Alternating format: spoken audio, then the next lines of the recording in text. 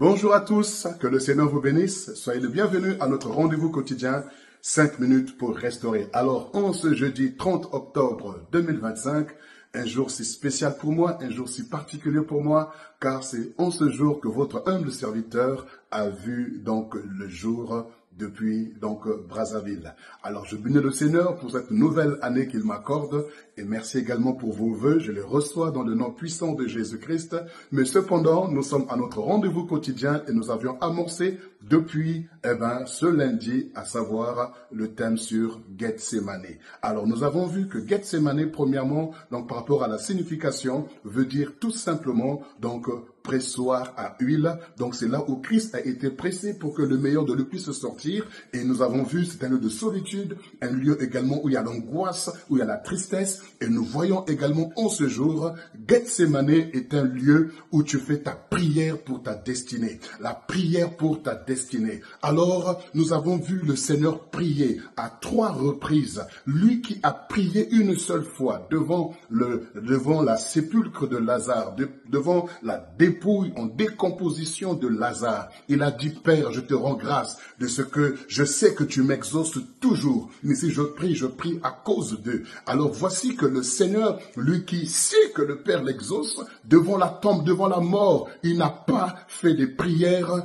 de longue durée, mais voici une seule parole et Lazare est revenu à la vie. Mais voici la prière de la destinée, il y a l'angoisse, il y a l'oppression, il y a l'opposition, il y a l'adversité. Il faut que tu puisses te lever dans la prière et prier parce que c'est la prière de ta destinée. Oui, quand ta destinée est menacée, quand le diable ne veut pas que tu accomplisses ce pourquoi tu es né, tu dois te lever dans la prière. Oui, joins-toi à moi ce matin parce que c'est mon jour de naissance et la prière que nous déclarons ou décrétons sont des prières de détermination et de conviction pour dire à Satan qu'on j'irai jusqu'au bout, pour dire au diable, j'achèverai ma course, quelle que soit l'oppression, quelle que soit l'adversité, quel que soit tout ce que je peux ressentir ou je peux subir. Je suis dans mon jardin de Gethsemane, où je fais des prières prophétiques, où je fais des prières de déclaration, parce que la croix a été vaincue, non pas à la croix, mais la croix a été vaincue dans le jardin de Gethsemane.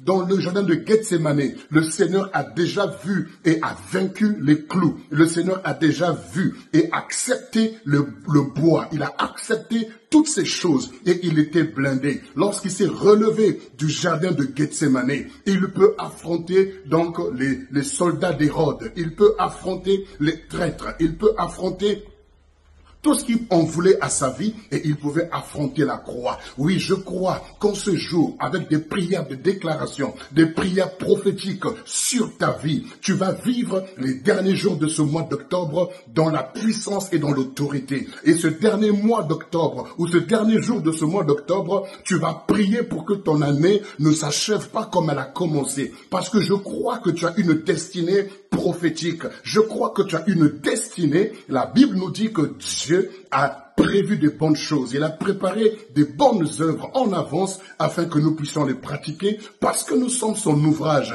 parce que nous sommes ses instruments, parce que nous sommes ses fils et ses filles. Dans le nom puissant de Jésus, je décrète et déclare que j'accomplis ma destinée. Je ne veux pas me décourager. Dans le jardin de Gethsemane, ce n'est pas un lieu de plainte.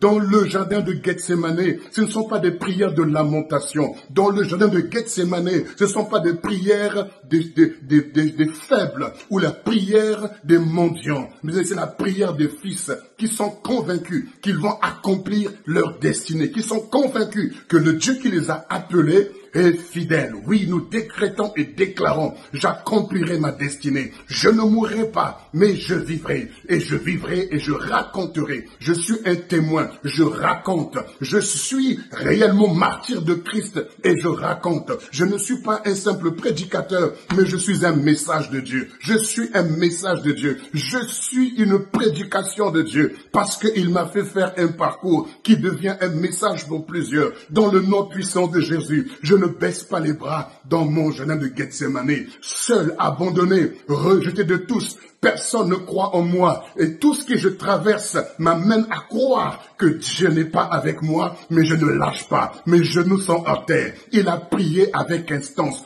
à 3 reprises la même prière. Je ne me lasserai pas de prier encore. Je ne me lasserai pas de me relever et de me mettre à genoux encore dans la prière. Je ne me lasserai pas jusqu'à ce que sa gloire descende, jusqu'à ce que sa puissance soit manifestée. Personne ne peut prier et échouer. Je ne peux pas prier pour échouer, mais je prie pour réussir. Je prie pour vivre la gloire de Dieu. Je prie pour vivre les promesses de Dieu. Je prie parce que c'est mon intimité et ma relation avec Dieu. Alors, en ce jour du 30 octobre, que le Seigneur vous bénisse. Le Dieu qui m'a fait grâce d'avoir la vie en ce jour, qu'il vous accorde la vie en abondance, qu'il vous élève davantage, qu'il vous comble et qu'il vous surprenne agréablement au nom de Jésus. Très bonne journée et à demain pour la suite et fin de notre thème sur Gethsemane. Shalom.